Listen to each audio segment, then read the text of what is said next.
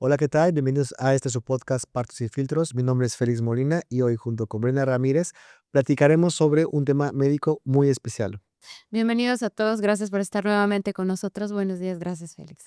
Bueno, pues ante todo, pues el tema que vamos a abordar hoy en este podcast va a ser algo un poquito difícil, algo rudo, porque hablamos de las intervenciones médicas, Así ¿no? es. Y quiero aclarar que no son, y no estamos en contra de ellas, por supuesto, son herramientas que se utilizan justamente ante ciertas situaciones o escenarios clínicos que de verdad son importantes y determinantes en la salud de la mamá y del bebé, ¿no? El problema es cuando estas intervenciones las usamos de forma cotidiana, de forma rutinaria en todas las mamás y esto pues puede conllevar a ciertos efectos indeseables o incluso perjudiciales para la salud de ambos. Sí, que desde un principio yo creo que las mujeres deben de tener conocimiento justamente acerca de todo esto, platicar con el profesional de la salud en qué consiste cada una de ellas para tener toda la perspectiva de las cosas, ¿no? Pero parte importante es saber que este tipo de intervenciones no deben de usarse de manera rutinaria, o sea, no es algo que por ley se tiene que utilizar en un parto. ¿Por qué? Porque hay partos que no lo requieren por nada, ¿no? No requieren incluso las intervenciones ni de las manos y se dan por sí solos de manera totalmente natural. Sin embargo, hay ocasiones en donde en algunas situaciones se puede dar una intervención, pero no quiere decir que también con una tengamos que continuar con todas las intervenciones, Claro, ¿no? y es que, bueno, aquí igual tenemos que considerar en el punto de que existe algo que es la cascada de intervenciones, Así es. que desafortunadamente, para los que no están familiarizados con el tema, es que algunas veces a las intervenciones médicas suelen irse acompañadas de otras intervenciones médicas. Entonces, cuando damos el brinco y agarramos una, pues caemos en el riesgo de tener que requerir de las demás, ya sea por forma rutinaria o porque es necesario, porque van acompañadas de los efectos secundarios de la primera intervención. Pero bueno, básicamente les armamos 5 principales intervenciones. Creo que las hemos escogido como las más relevantes, las más importantes. Existen un chorro. La verdad es que es únicamente ponerse a revisar y van a encontrar que desde el simple hecho de salir a tu casa a parir a un hospital, ya es la primera intervención médica. Así es. No estamos en contra de ello, pero también hay que considerar que también tiene un impacto en el parto, ¿no? Y bueno, de ahí pues armamos prácticamente 5 que son nuestro top de Top 10 de intervenciones. top 5, eso Top 5, fue yes, top yes. 5 de intervenciones médicas. Y bueno, vamos a empezar con la primera, Brenda, si nos haces el honor. Sí, pues es la parte de la inducción, justamente antes de las 38 semanas de gestación. Y en este caso es, ¿qué sucede cuando intervenimos en este aspecto, no? Entonces, me encantaría como que también escuchar esta parte médica, porque es súper importante saber cómo o por qué existe esta situación de no esperar. Sabemos que, por estadísticas, la mayor parte de las mujeres, arriba de un 90% de ellas, justamente dan a luz entre la semana 40 y 41.3. En estricta teoría, deberíamos de estar esperando justamente a que los partos, eh, lleguen a su final hasta el momento que vamos, como dicen por ahí, bebé decide cuándo nacer y que no intervengamos. ¿Por qué la inducción? O sea, ¿qué sucede en este aspecto? Es que es algo, yo creo que viene de muchos, tiene muchos ángulos, ¿no? Por una parte, yo creo que el primero y el más fuerte que se establece es cuando te dan una fecha probable de parto en tu primera consulta prenatal. Así es. Entonces, estima, no sé, la fecha probable va a ser para el 30 de julio, ¿no? Y yo creo que a partir de ahí, creo que todos empiezan un relojito, Ujú. como de una cuenta Una yo le regresiva. llamo deadline. Sí, exactamente, en donde justamente empiezan todos a decir, bueno, esta fecha el embarazo va a terminar, ¿no? O se va a finalizar. Y lo que es una realidad es que, pues, no somos, y yo digo, no somos productos enlatados, no somos personas que tengamos una fecha de caducidad Así es. tatuada en la planta de nuestros pies. O sea, definitivamente somos personas totalmente diferentes y por eso mismo las fechas de nacimiento y los tiempos de la gestación van a ser variables. Y es que ha sido una constante que se ha visto, ya está documentada y es totalmente probada, que primero no todos vamos, o sea, no todas las mujeres van a tener el tiempo de parto o el tiempo de embarazo igual. Así es. Hay mujeres que pararán a lo mejor entre la 36, 37, 38, otras quedarán entre la 40, 41 y 42, y todas están en tiempo y todas son totalmente normales. Así es. Entender que este tiempo, abanico de posibilidades está ahí, es lo primero que una mujer, debe de asimilar en este proceso para no gestionar esta parte de la ansiedad, del miedo. Porque si uno entiende que como persona, como individuo, tiene diferencias con otras mujeres, evidentemente, pues, es más sencillo comprender que, pues, no va a parir. Las experiencias de parto no van a ser para nada iguales, Claro. las necesidades de cada mujer van a ser totalmente diferentes. Entonces, esto de querer sacar al bebé a partir de la semana 38 porque ya está listo para evitar que se complique, o por inducir por diferentes razones, que porque el bebé aparentemente viene muy grande, o porque a lo mejor, no sé, el supuesto, ¿no? Para el Los prevenir, mitos que estoy claro, alrededor. es el primer error. Para poder considerar una inducción, lo más importante es tener una justificación lo suficientemente, válida Claro. para justificar todo lo que conlleva el proceso de la inducción en sí, ¿no? Y el acompañamiento de manera adecuada, porque también creo, que hablando de los mitos anteriores, es todo lo que el entorno de la mujer también conlleva, ¿no? Por ejemplo, la familia a veces dice, o las mujeres, ¿no? Ah, como eres primeriza, te vas a adelantar. Y ya se está forjando una primera expectativa ante que no vamos a llegar a la semana 40. Y cuando esto pasa, entonces genera ansiedad en las mujeres, ¿no? Y también la expectativa, vamos a decirlo así, en la confusión, a lo mejor de una cultura de miedo, en donde dicen, no, no podemos pasar de la semana 38 porque algo puede pasar con bebé. Entonces, son como diferentes circunstancias que esto sucede, que provocan justamente que este procedimiento se pueda hacer como una manera rutinaria. Sí, y es que, el meollo de esto viene de este miedo, ¿no? Yo creo de que vaya a pasar algo malo, Así es. de que vaya a pasarse el tiempo del embarazo, cuando es una realidad que, el inicio del trabajo de parto sigue siendo uno de los enigmas más grandes, porque aunque tenemos muchas suposiciones que viene que de la madurez fetal, que de ciertos mecanismos en la presión del cérvix, de Sí, la distensión del útero, o sea, existen muchas teorías, al final del día no hay una en sí en absoluta que pueda explicar en qué momento va a iniciar el trabajo de claro. parto. Lo que sí es importante comprender es que durante todo el embarazo y durante el tercer trimestre, bebé sigue creciendo y sigue madurando. Su Así cerebro es. todavía tiene un proceso. Súper importante después de la semana 37, Sí, 38. sigue creciendo hasta entre la semana 35 a la semana 41 puede crecer hasta un 17% más la masa cerebral. Entonces, ¿qué hace esto? Que si tú interrumpes el proceso natural de tu bebé, que estaba programado para sí mismo de nacimiento, le estás quitando también el tiempo necesario para poder completar su Claro. madurez. Y esto a veces no es tan bien comprendido y a veces es tomado a la ligera por muchos profesionales de la salud.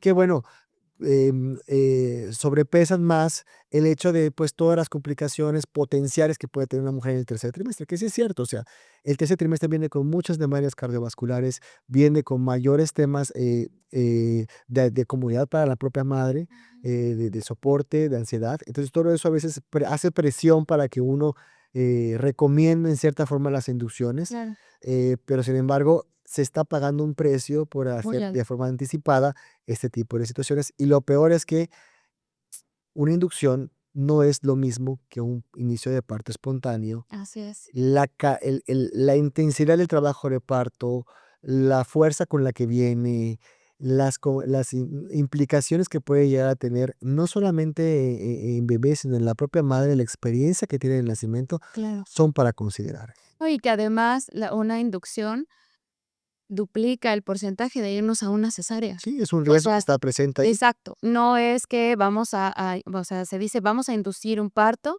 pero en realidad es como una moneda al aire, porque hay una probabilidad muy alta de que ese proceso termine en una cesárea, dependiendo justamente de incluso también cómo se haga la inducción. Claro, y si no, y de las condiciones que tenga una persona, ¿no? O sea, aquí es donde entra la parte médica de poder hacer la recomendación. O sea, qué posición tiene el bebé, cuál es los parámetros que el cuello tiene, la matriz, o sea, si el cervix está con cierto acortamiento, cierto ablandamiento, cierta dilatación, si la presentación está ya encajada. Todos esos parámetros nos ayudan a nosotros poder tener una idea. ¿Sabes qué? El índice de éxito de esta inducción es más alto a una espera, ¿no? Así es. Y pues obviamente, y que lo más importante de la inducción tiene que ser que haya una indicación médica que sea válida para que sea esto y que sea comprendida por completo por la madre, y además de esto que estén todas las implicaciones de esta decisión súper clarísimas, ¿no? Porque eso definitivamente es lo más importante. Sí, y que además la inducción conlleva de un proceso que ya no estamos hablando de algo natural. Ujú. Estamos hablando de un proceso, tal vez a través de un medicamento que, trabaja de una manera distinta en nuestro cuerpo, y eso puede ocasionar mayor intensidad durante el proceso.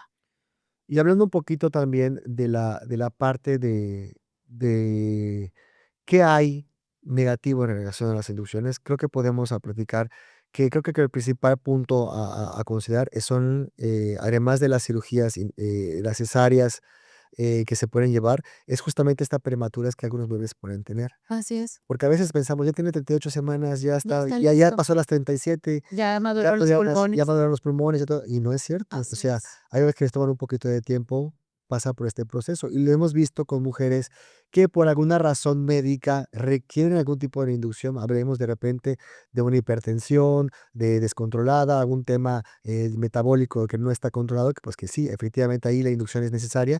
Y vemos que esos bebés pueden tener ciertas condiciones que se conocen como que pues una prematurez Incluso prácticamente. hasta una ruptura prematura de membranas, ¿no? Toda esta parte, la ictericia, la hipoglicemia, los bebés Auxin, todo esos son puntos que hay que considerar en la cesárea de inducción.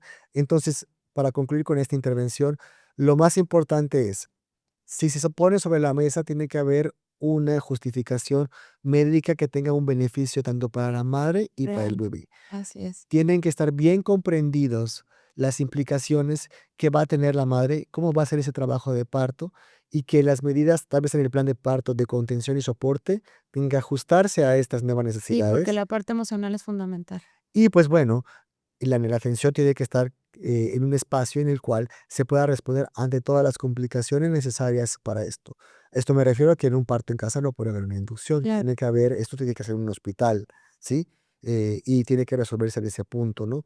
Y bueno, si por alguna razón sobre la mesa en sus embarazos está esta parte de la inducción, pues que tengan una amplia información, discutan con su médico sobre todas las posibilidades antes de tomar esta decisión, y si es la más conveniente, pues prepararse para ello. Claro, totalmente de acuerdo, y aquí es importante que sea siempre bajo un consentimiento.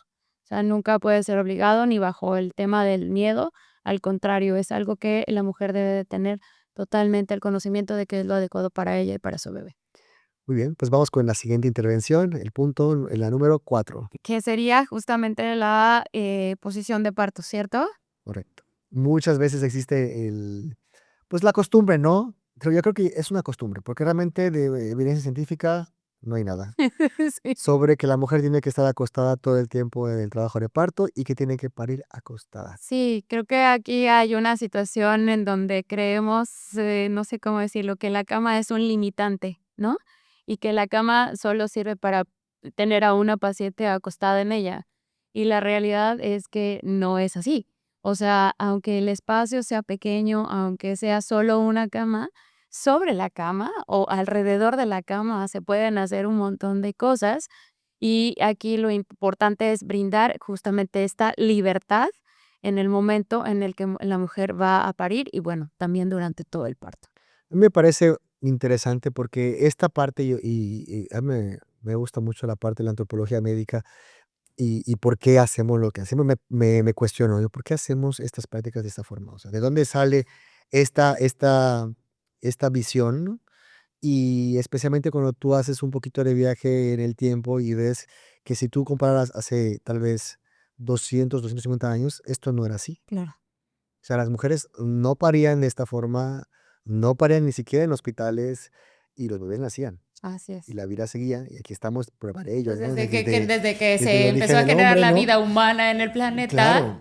realmente estamos hablando de millones de años. Entonces, aquí el punto que es así súper importantísimo entender es que primero esto viene de una concepción de cómo la medicina necesita en cierta forma tener cierta estructura y cierto orden. Y no estoy en contra de ello. Claro. Definitivamente la medicina, si no tuviéramos este rigor científico, si no tuviéramos esta disciplina de observación y de experimentación y de inferencia, no hubiéramos avanzado tanto.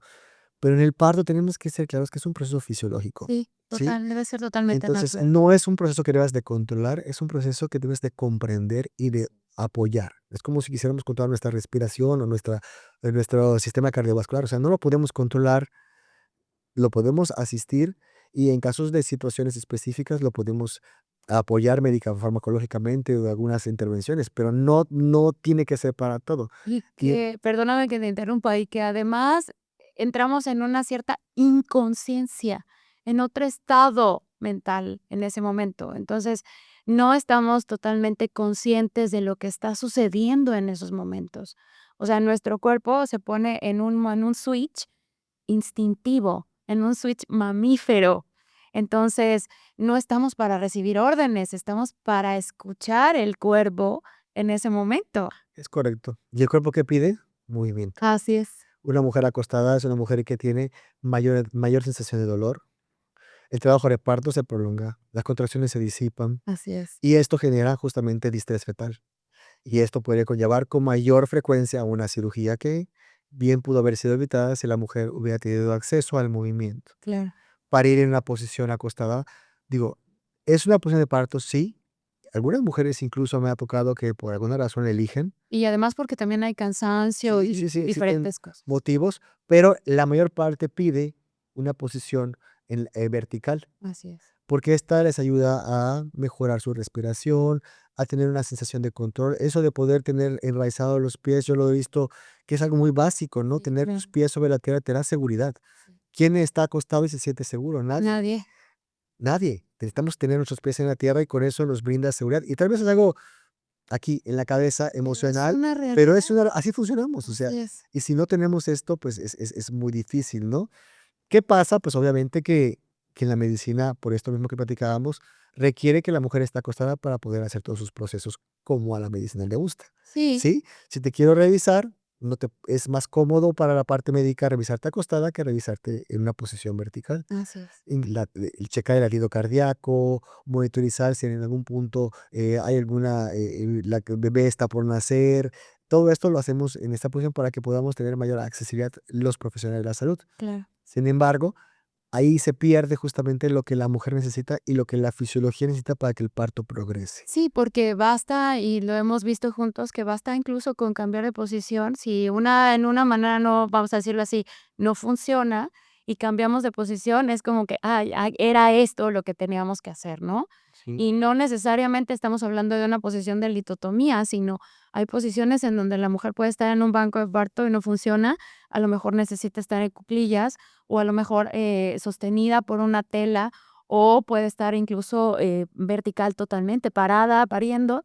Cada una de ellas es distinto. Lo que tenemos que hacer es tener esta apertura justamente de decir, bueno, vamos a movernos. Sí. Y tener en claro que no es un capricho de la mujer, ni es una moda hacer esto, sino Así es todo lo es. contrario.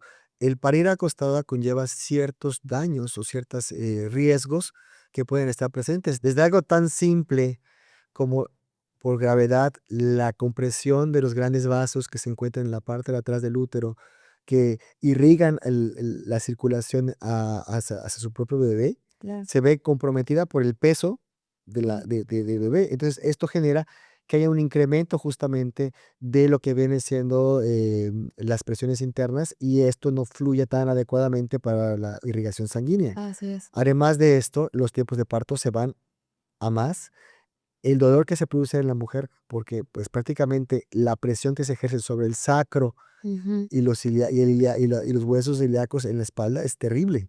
y eso duele mucho y eso genera mayor liberación de cortisol, mayor liberación de adrenalina y que nos lleva a eso, a que tengamos que utilizar oxitocina para que el parto les avance o que la mujer pida el epidural para mejorar este tipo de No, y situaciones que a bebé también se le, complica esta parte de la salida, ¿no? Porque en lugar de ir hacia abajo es como, escarbar el túnel hacia hacia arriba. arriba y las lesiones que puede tener la mujer, esos famosos miedos que hay, bueno, infundados, yo creo, pues sí, la verdad es que sí son reales, porque si tú acuestas, tú pares en una posición acostada, tu riesgo de una laceración, un desgarro perineal Es es más mucho más alto, alto, claro. definitivamente, ¿no?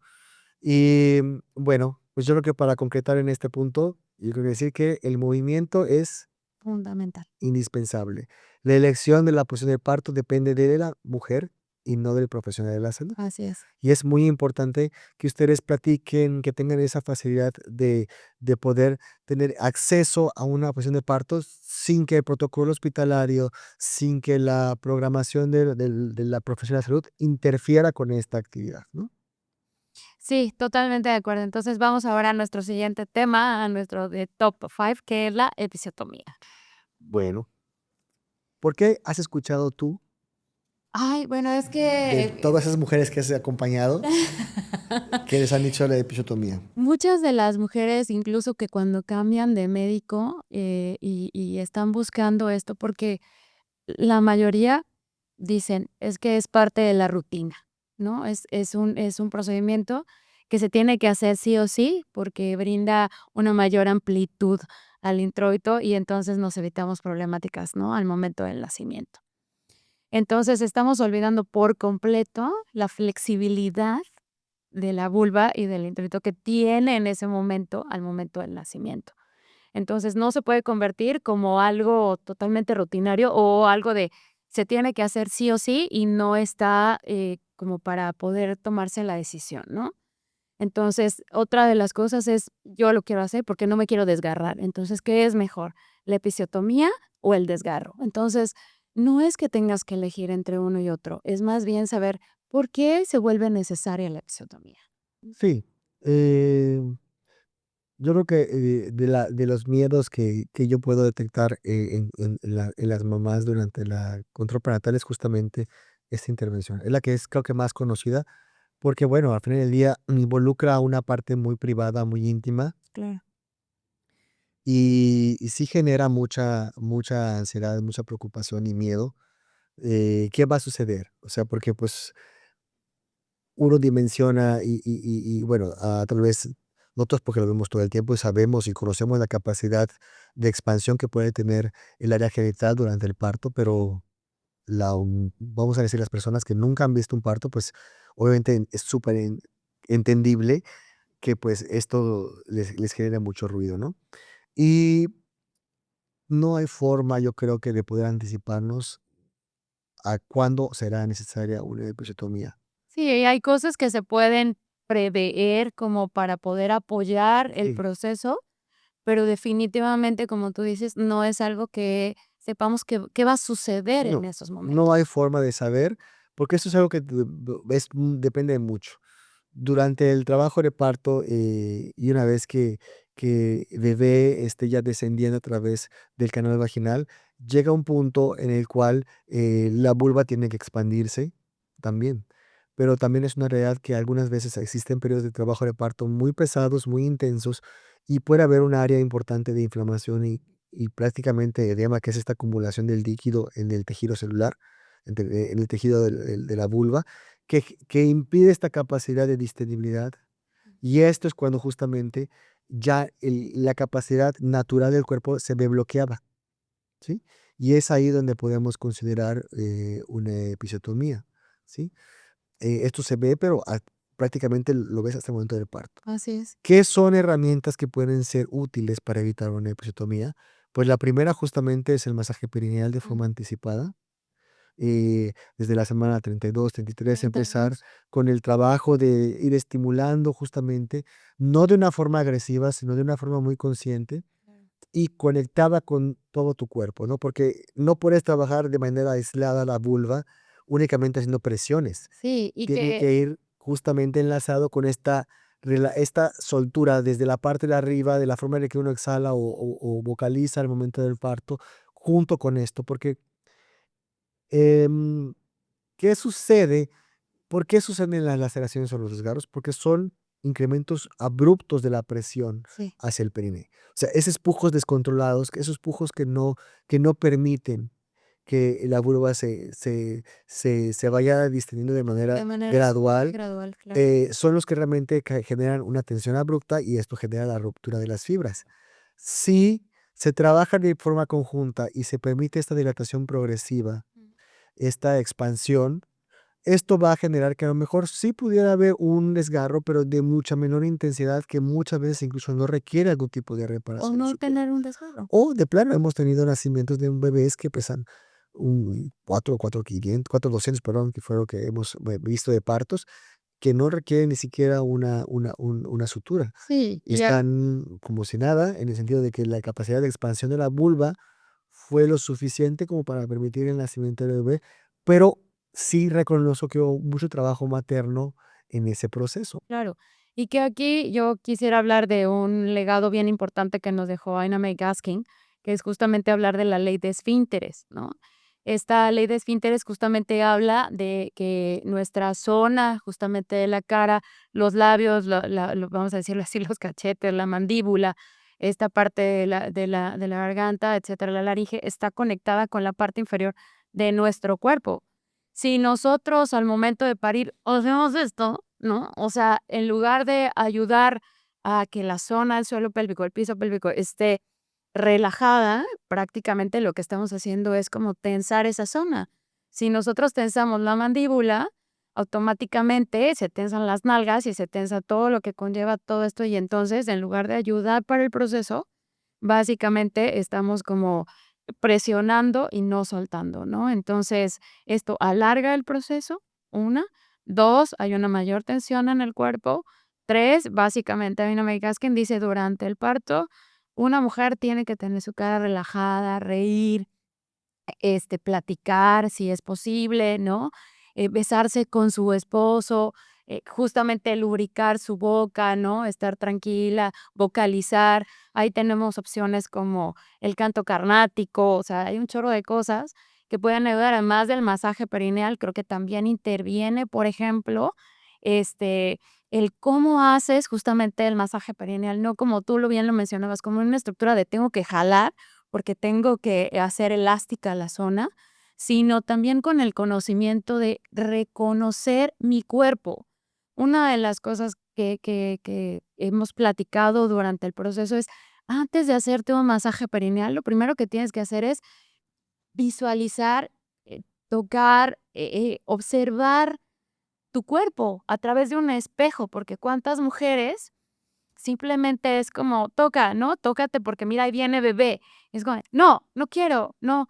Es totalmente, ¿cómo decirlo?, viable para cada quien. Nosotras tenemos el derecho de sí o no tocar nuestro cuerpo, pero sí es importante reconocer justamente esto y conocerlo, porque la fisiología, y tú lo sabes perfectamente bien, cambia. La vulva se vuelve como más esponjosita para proteger justamente esto. Entonces, la textura de la zona es distinta que cuando no estamos embarazadas. Y entonces ahí es donde entra la finalidad del masaje perineal, de entender estos cambios y de tocar mi cuerpo de tal manera que yo pueda apoyar y aportar una sensación, una mejor sensación ante el parto. A veces yo hablo sobre todo incluso hasta de placer. ¿Qué sucede cuando tenemos intimidad con la pareja? Necesitamos un preámbulo, ¿no? Y ese preámbulo necesita, pues, justamente esta parte de soltura, de relajación. Lo mismo es para el Sí. parto. Entonces, el masaje perineal interviene también como esa extensión de la sexualidad.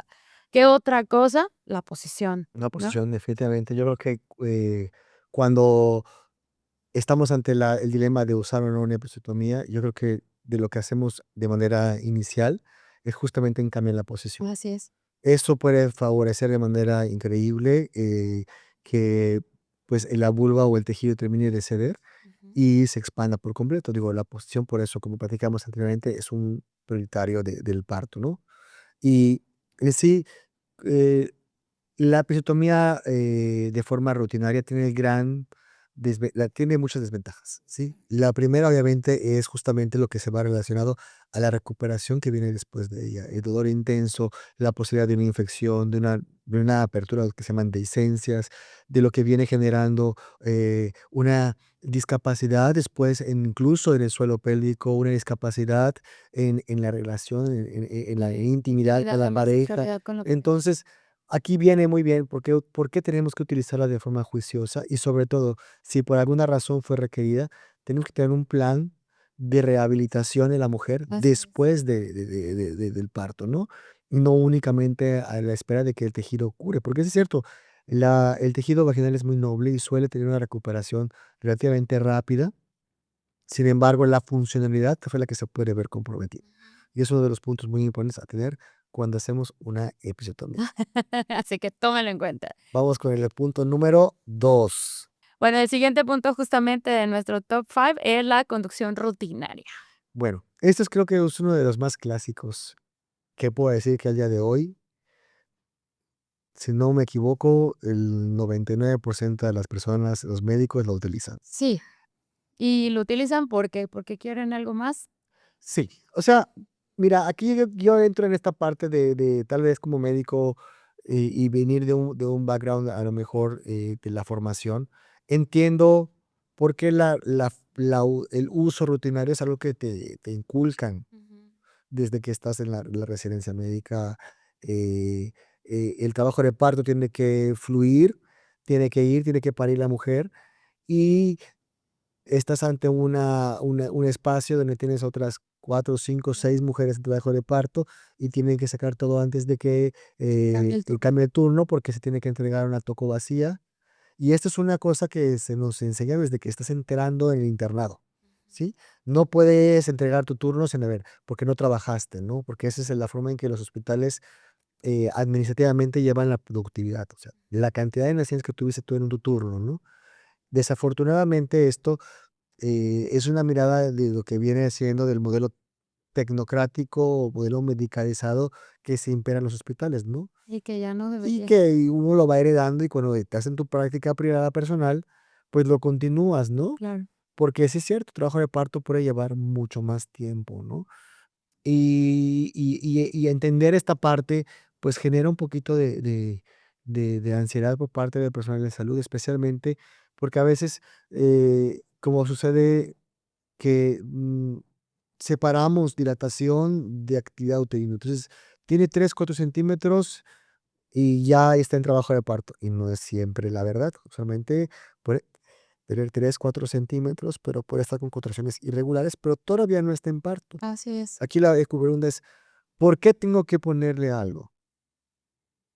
Si las contracciones están espaciadas, significa que bebé está teniendo muy poquito impacto sobre él, se está moviendo bien, Ujú. la mamá está sana, se tiene con energía.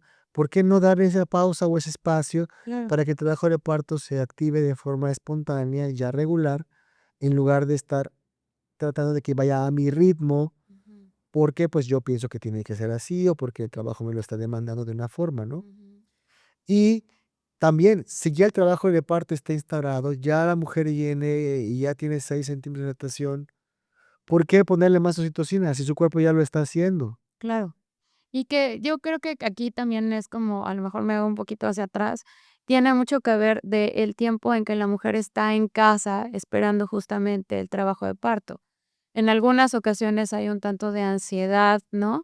Y se ingresan al hospital justamente tal vez en una etapa temprana, 2, 3 centímetros, que eso también, como lo que tú mencionas, provoca el de tiene que salir rápido y este tipo de conducción. Entonces, creo que también debe de haber una cultura de preparación, de apoyo y de información ante cuál sería el momento más idóneo para ir al hospital y evitar este tipo de Claro, conducciones, una, ¿no?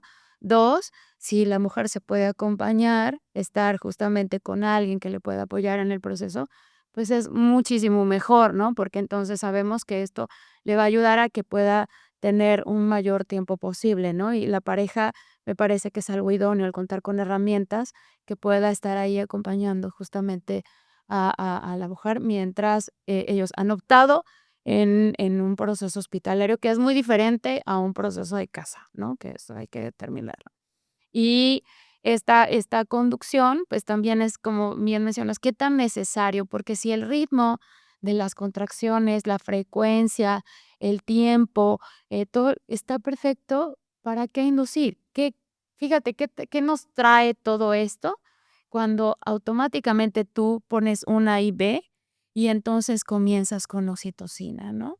O sea, para empezar limitas el movimiento de una mujer, ¿no? Al tener ya una A y B, ya es complicado. ¿Cuántas veces es de ya se movió, se despegó, no sé qué? Y más aquí, por ejemplo, en mi área, el calor, ¿no? Ujú. Que están sudando, que lo que sea, es esta parte de la inmovilización. ¿Qué otra cosa trae la parte de la inducción? La intensidad, ¿no?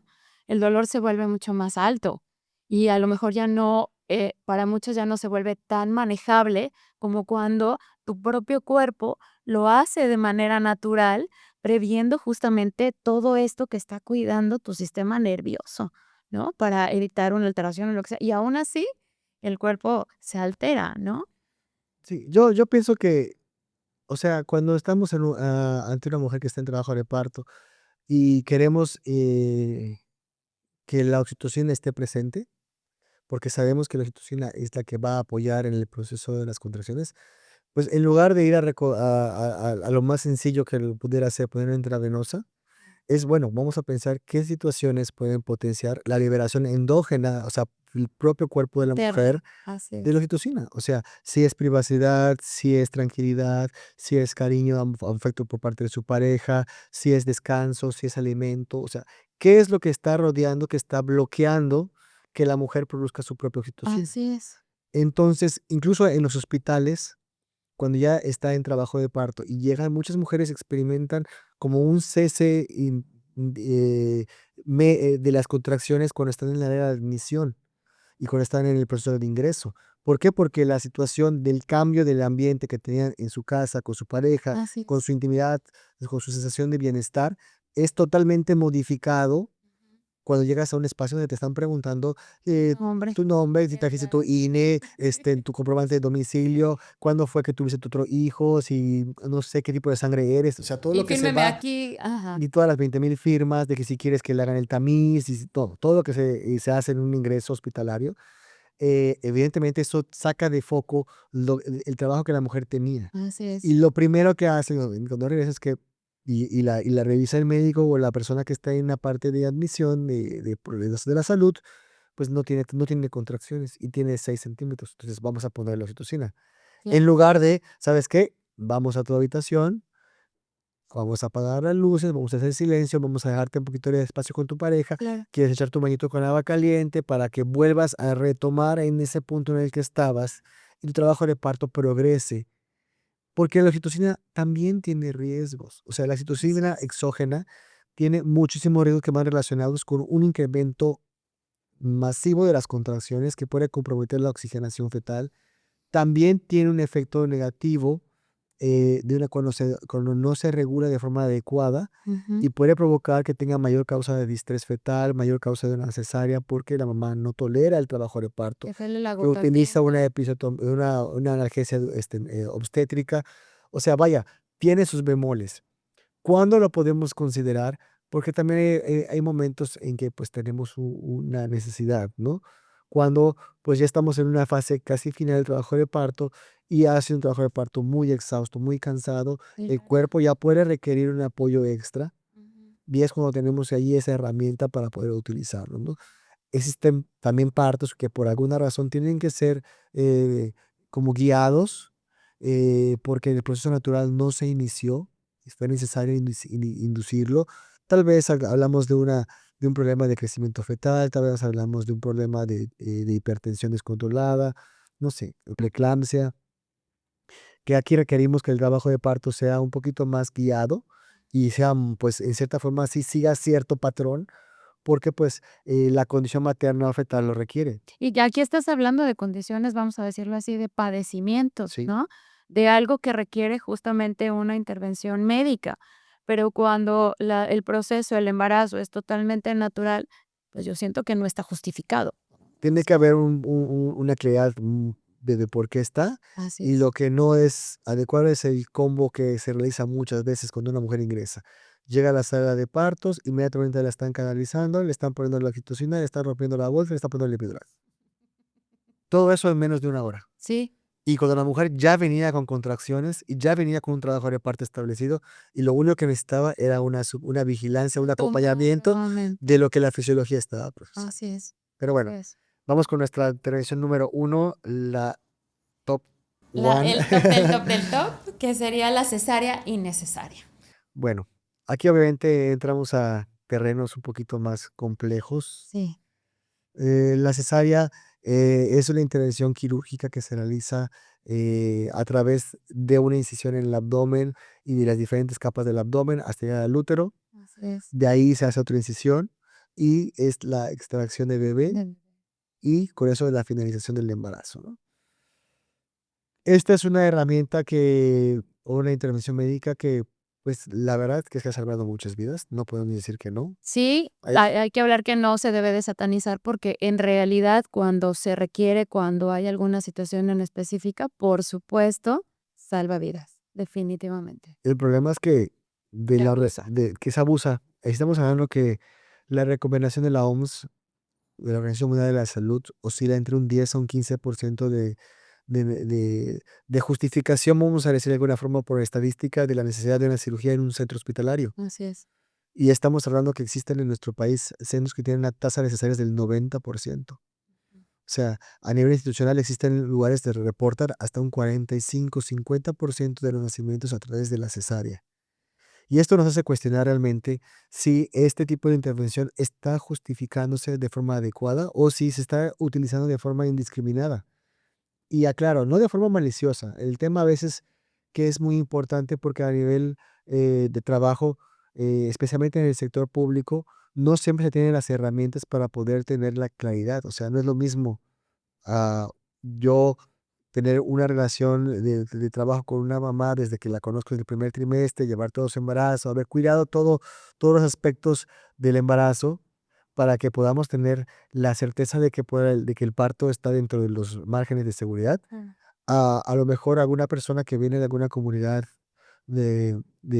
pues fuera del interior de la ciudad, que no tuvo acceso a una buena alimentación, a un buen control prenatal, incluso a chequeos ecográficos Restricción de crecimiento. exactamente, que no puedes establecer y que de repente llegue de esta forma, ¿no? Entonces, sí es cierto, es complejo. No puedo tampoco decir que eh, no entiendo por qué estamos teniendo a lo mejor este punto, pero también hay que reconocer que muchas veces la cirugía viene del miedo.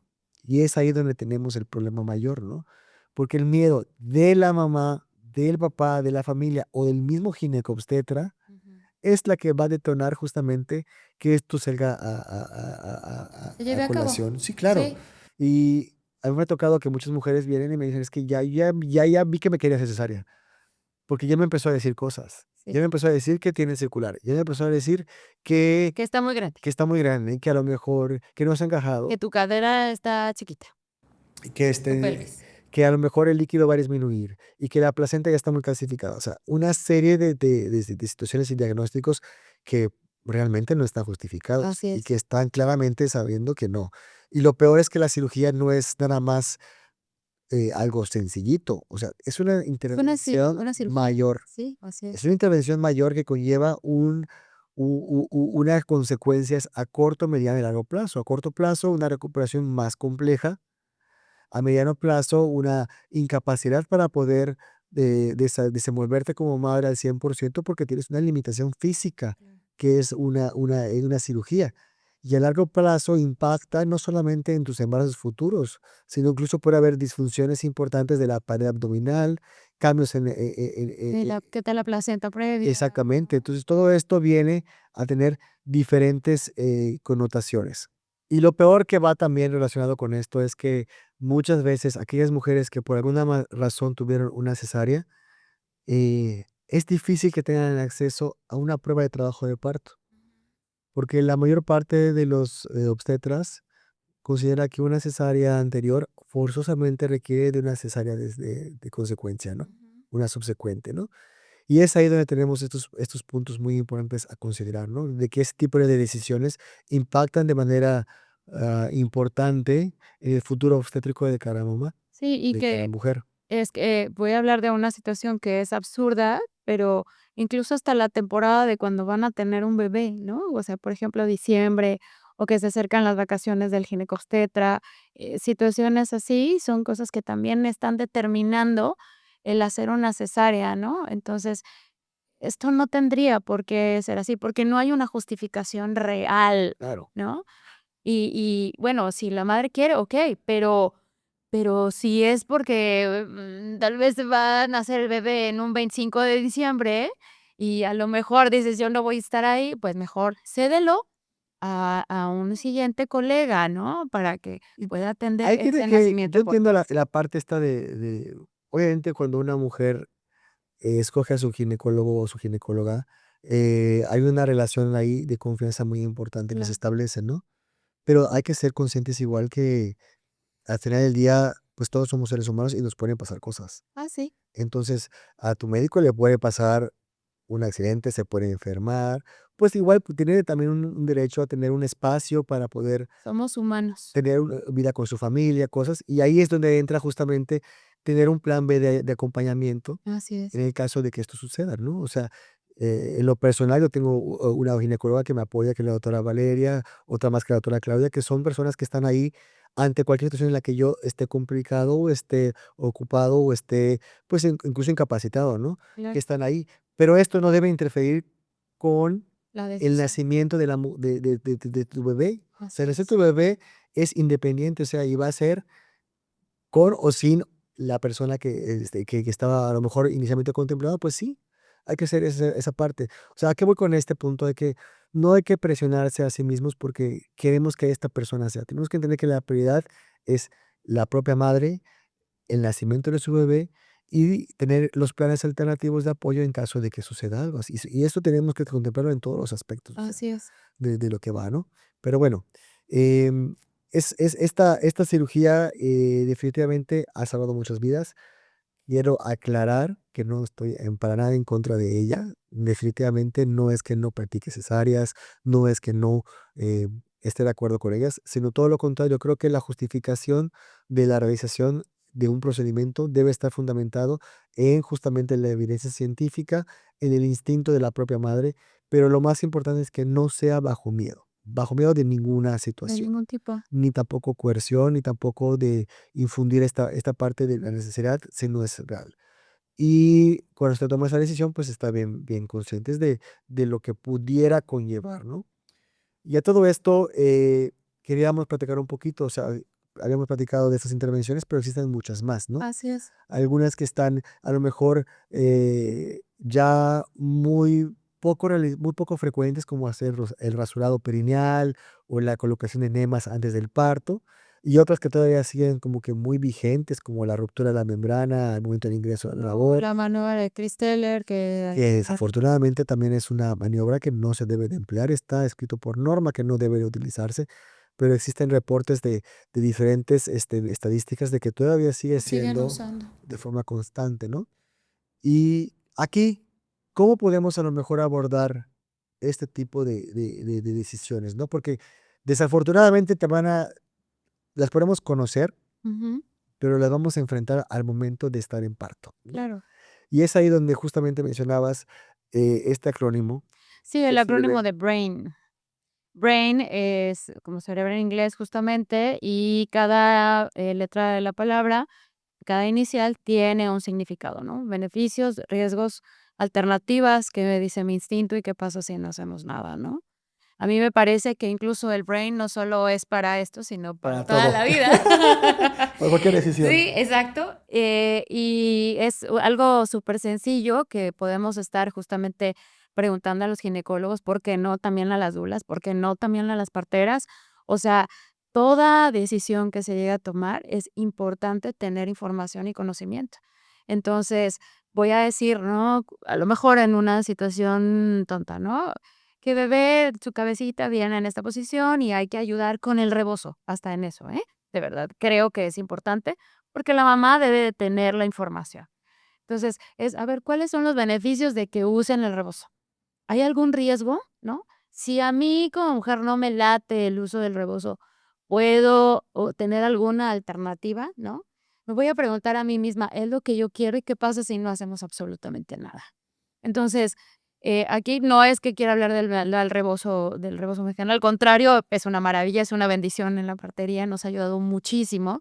Solamente estoy poniendo un ejemplo, pero lo estoy aplicando con, situaciones como también la episiotomía, como la maniobra de Christeller, como una cesárea, como una inducción, como una conducción, como una ruptura de membranas, como incluso la posición de litotomía. O sea, todo esto que hemos platicado, que se vuelve en un top mucho mayor de lo que hemos hablado el día de hoy. La realidad es que tenemos esta herramienta que es muy útil para conocer más acerca de ella, ¿no? Hasta nosotros, yo creo que como, profesionales y acompañantes de la salud, la realidad es que nos ayuda como de, ¿sí verdaderamente es Sí, necesario? definitivamente, yo ¿Cuáles creo son otras que alternativas que tenemos, yo no? te reconozco que la aplico no solamente sí, la aplico de las 2 formas. O sea, cuando yo voy a tomar algún tipo de decisión o voy a hacer algún tipo de recomendación, me pongo a pensar justamente en todo esto, en todo este escenario, ¿no? En todas estas posibilidades, ¿no? O sea, sí pondero bien los beneficios, sí me enfoco mucho qué puede pasar, qué riesgos tiene, y voy haciendo las alternativas posibles, y también guío lo que mi instinto me está diciendo Claro. sobre lo que yo puedo a tener de esa persona, porque cuando tú conoces a una persona, pues te lleva a cierto feeling, te lleva a ciertas le conoces, ¿no? En cierta manera, y tienes una idea de cómo va a responder y cómo va a reaccionar a ciertas situaciones, ¿no? Y cuando doy la información, lo hago de esa misma forma. O sea, prácticamente voy desglosando todo. O sea, si vamos a proponer, por ejemplo, una inducción de parto, bueno, pues sí soy muy claro. O sea, desde el punto de vista de tengo que ser imparcial, tengo que cuidar mucho que no sesgar de un lado o del otro, Así ni de es. la sobreconfianza ni del miedo. Tengo que ser lo más objetivo posible y tengo que ir llevando la información. Yo creo que esto para los profesionales de salud es muy importante también adquirirlo y también hacerlo de forma constante su práctica médica, ¿no? Porque definitivamente nos ayuda muchísimo, Ujú, elimina cualquier tipo de pendiente o de a lo mejor de falta de información ujú. y ayuda mucho a que la comunicación sea mucho más clara Sí. entre nosotros y nuestros pacientes. Sí, y que yo creo que a lo mejor una de las cosas que deberíamos tal vez priorizar, y lo digo con todo el respeto y cariño que se merecen, de los profesionales en general, los ginecólogos, etcétera, es antes de intervenir de manera médica, pensemos en opciones, en alternativas naturales, ¿no? Agotemos esas posibilidades naturales y posteriormente, entonces, pensemos en opciones, médicas, ¿no? Sí. O intervenciones médicas, porque si algo, a lo mejor puedo decir que me ha gustado mucho de este trabajo en equipo, es que siempre hemos tratado de gastar o de utilizar todas nuestras alternativas, ¿no? Naturales, desde movimiento, el rebozo, la regadera, la tina, etcétera, que nos pueden apoyar, ¿no? En el beneficio en el parto, antes de decir: "Ah, pues vamos a poner mejor esto", ¿no? Claro. Porque a lo mejor, como que dices, tal vez el cambiar un poquito el chip, el estado en la mujer nos ayuda para el proceso del parto, y no necesariamente estamos hablando de una intervención médica como estas, ¿no? No, y todo esto va, digo, yo creo que para concluir con el tema de las intervenciones médicas, eh, pues recalco a lo mejor lo que platicamos al principio. Definitivamente son herramientas que tenemos como profesionales de la salud, especialmente los obstetras, para poder intervenir en el caso que sea necesario y de esta forma limitar o eliminar cualquier riesgo que pueda tener tanto la mamá como su bebé durante el trabajo de parto y el nacimiento. Aquí lo importante es, como médico, tal vez tener esa capacidad de poder transmitir la necesidad de la intervención, la justificación de la misma y que estar seguros que la mamá que está comprendiendo todo esto, que el papá lo está comprendiendo. A veces la mamá está un poquito en un estado de confusión, está en un momento muy de manejo intenso de muchas Todo muy emociones concentrado, y sí. a veces no nos reconoce tan fácilmente las cosas, pero el papá puede ser que nos apoye a través de ese canal, a través de él hacia ella. Ujú. Y pues en el caso de que por alguna más razón sean necesarias, pues también confiar en que la herramienta es útil y prepararse para lo que viene, ¿no? O Sí. sea, porque a veces sí pasa que yo entiendo que a veces las intervenciones pueden sonar muy fuertes, muy difíciles. Nadie le gustaría tener una de ellas, definitivamente, pero pues tener esa capacidad de poder entender que a veces son necesarias. Y que si las comprendemos bien y estamos tranquilos y seguros, adelante. Si no nos ha quedado claro, que nos lo vuelvan a explicar, que nos la vuelvan a replantear, no pasa nada. Si al final del día, lo bonito de que tú puedes escoger a tu personal de salud, de acompañante, es que tú puedes establecer esta relación de confianza en la que no debe existir el miedo a preguntar, la penita a lo que me voy a que lo que voy a decir a lo mejor pueda sonar a lo mejor tonto, por decirlo de alguna forma, nada que ver. Siempre es importante externar todas las dudas y las preguntas, y sobre todo en estos que son decisiones, nadie se va a arrepentir de haber preguntado. Claro, y que Y todos se van a arrepentir de no haberlo hecho. así es, y eso es como recalcar un poco también el hecho de que por eso existe el plan de parto, ¿no? Sabemos que muchos de los partos tal vez no van a ser exactamente igual a como a lo mejor se plantean las cosas, ¿no? Pero el plan de parto va más allá justamente y es porque se menciona un plan A, un plan B y un plan C. Cuando tú justamente platicas sobre todo esto, se aclara información que a lo mejor no lo vas a utilizar en tu parto, obviamente, porque estás buscando algo natural, ¿no? Pero nunca está de más tener la información porque también lo compartas con otras personas y hay términos que incluso las mujeres no conocen y es importante que sepan de qué se trata.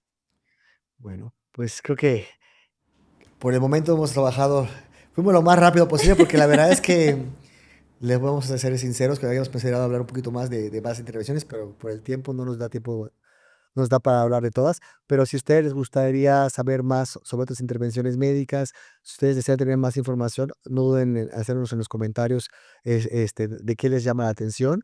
Igual les vamos a dejar todas las referencias bibliográficas relacionadas con las principales intervenciones médicas y la crítica que se tiene sobre ellas y su necesidad, en dado caso, justificada, ¿no? Pues nos despedimos el día de hoy de ustedes. Mi nombre es Félix Molina. Mi nombre es Brenda Ramírez. Y pues les invitamos a compartirnos en sus redes sociales, a seguirnos. Estamos en YouTube, estamos también en lo que viene siendo Spotify, para cuando quieran escucharnos o vernos. Nos vemos en el próximo capítulo. Gracias.